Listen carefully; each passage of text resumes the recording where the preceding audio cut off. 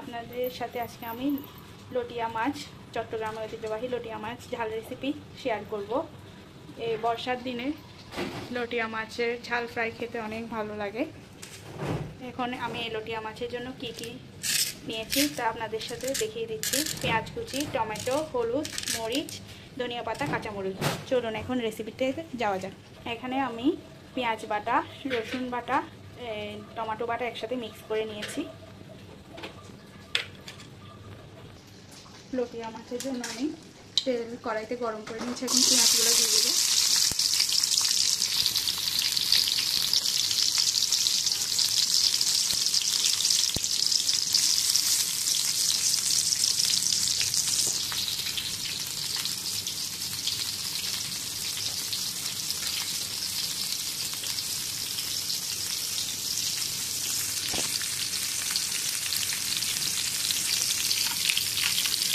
পেঁয়াজগুলো আমি তেলে সামান্য ফ্রাই করে নিচ্ছি।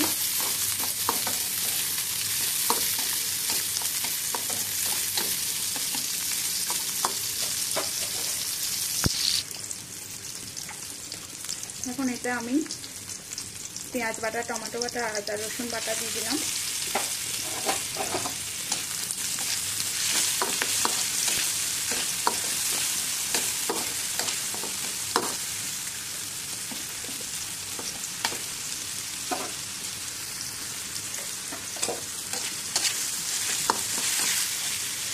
মশলাগুলো হতে হতে আমি এর মধ্যে সামান্য পরিমাণ 1 টেবিল চামচ পরিমাণ হলুদ গুঁড়া, 1 টেবিল চামচ পরিমাণ মরিচ গুঁড়া দিয়ে দিলাম। মরিচে যেমন ঝাল খেতে পছন্দ করেন ওরকমই দেওয়ার চেষ্টা করবেন। মশলাগুলো ভালোভাবে কষিয়ে নিতে হবে। এখন ভাজা মশলার মধ্যে আমি সামান্য পরিমাণ পানি দিয়ে দিয়েছি। বেশি পানি দেওয়া যাবে না, কারণ লটিয়া মাছ এমনিও পানি ছাড়বে। পানি দিয়ে মশলা হালকা পরিমাণ কষিয়ে নিতে হবে। মশলা কষে আসার পর লটিয়া মাছগুলো একটু দিয়ে দিতে হবে।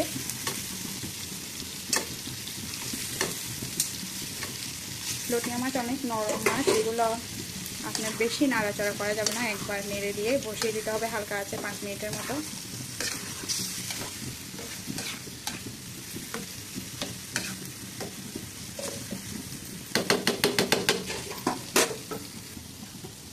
উপর থেকে আমি টমেটো কুচিগুলো একটা বসিয়ে দিচ্ছি।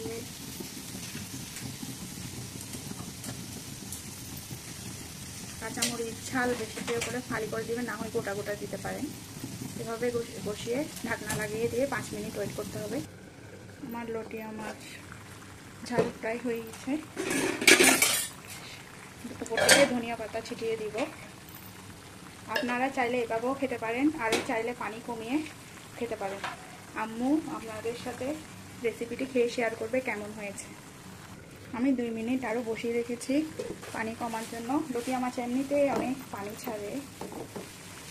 মাশাআল্লাহ দেখতে তো অনেক সুন্দর হয়েছে, খেতেও ইনশাআল্লাহ অনেক সুস্বাদু হবে। লবণ দিতে ভুলে গিয়েছিলাম, এখন আবার লবণ দিয়ে সামান্য গরম করে নিচ্ছি।